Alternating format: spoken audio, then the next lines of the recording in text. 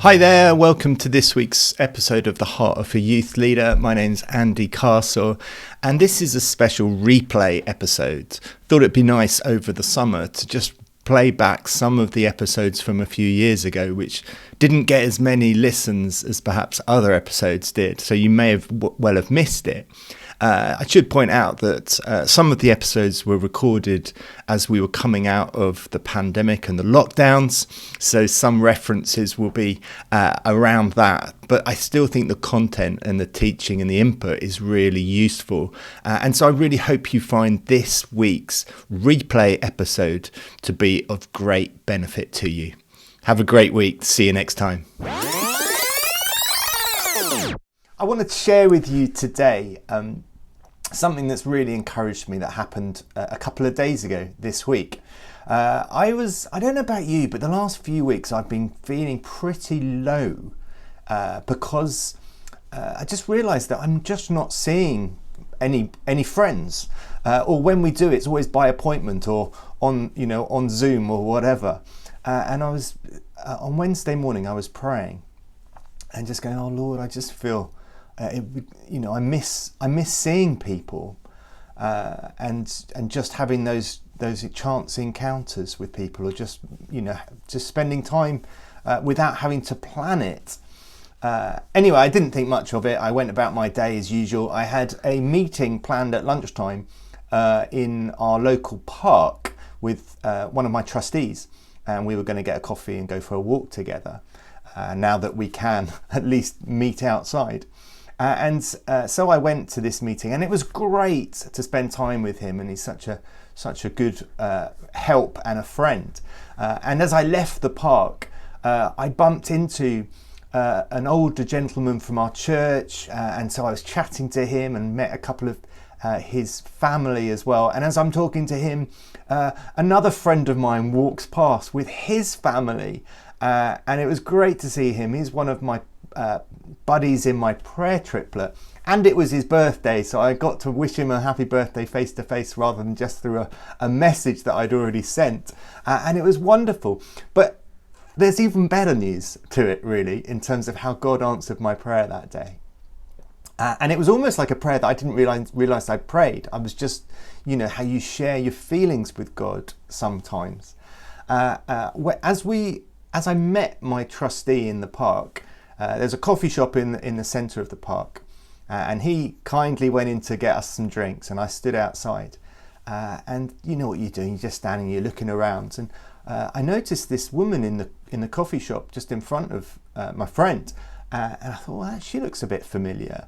And it reminded me of someone who I knew in my last church down in Twickenham, which we left, 12 years ago. And didn't think anything of it, and just looking around, seeing that there's quite a lot of people around sitting on benches and stuff. Anyway, this woman walks out, and I realise it is my friend, and she goes, "Andy," and immediately takes her mask off as if to say, "Surprise!" And it was my friend from London, from Twickenham, who we've not seen each other for years. And she was like, "What are you doing here?" And I'm like, "Well, what are you doing here? I live here. What's your excuse?" And it was amazing because she and her husband had come up for the afternoon to see some family who live in Shrewsbury, and they worked out that Leamington was roughly sort of the halfway point between Shrewsbury and Twickenham. So it's a couple of hours for both sets of families to come. And they just decided to sit in this park and have lunch together. And it was just one of those moments of, what are the chances? We couldn't have planned it. We couldn't have made it work if we tried. And yet for God, it was nothing to him. It was one of those chance encounters which was not needed. It wasn't necessary. It hasn't changed anything, but it's changed everything for me. It's just reminded me of God's blessing, God's delight, that the unnecessary is important to him. And I am important to him. You are important to him. In the detail, he can meet us. In the unnecessary, he can meet us. And it just reminded me of the goodness of God. How great is our God? And I want to encourage you today to be telling him how you are. Tell him your frustrations. I wasn't praying particularly. I definitely wasn't praying to see my friend Sam. I definitely wasn't expecting her to appear in Leamington. She wasn't even on my mind. And yet what a wonderful encouragement it was to see her, and to see her obvious joy and surprise in seeing me in the middle of where she thought she knew no one. And for me to see someone so far out of the context that we knew each other in was a real genuine thrill.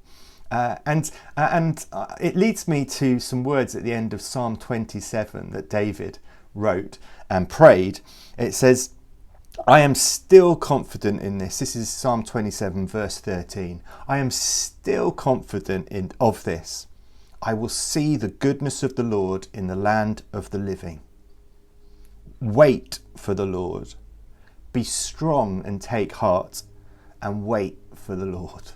I love that prayer, that there's this resounding confidence that God is good, and he will meet our needs. Now, sometimes it may not feel like he is, and it may be like, oh God, this is really hard work. And we just need to wait for the Lord in those moments. Let me read these verses again and let these just soak over you, or soak into you as I read them today. I am still confident of this. I will see the goodness of the Lord in the land of the living. Wait for the Lord. Be strong and take heart, and wait for the Lord. And so there's the challenge this week. Whether you're in a good and fruitful place, or whether you're struggling and maybe feeling a bit low or lonely, be strong and take heart. You will see the goodness of the Lord in this time. And God is a God of blessing. God is a God of delight. No matter how hard life is, no matter how hard our circumstances, he is with us, and he wants to bless us. He wants to encourage us, because he is a God of love, and he delights in us. He delights in you. So if you're struggling, if you're feeling, oh no, here we go, another week, just take a moment to remind yourself of God's goodness, and tell him how you're feeling. He wants to know honestly, truthfully, how we're doing. And who knows how he might surprise you in this week ahead, as he seeks to show you his goodness, his love for you. Have a great week.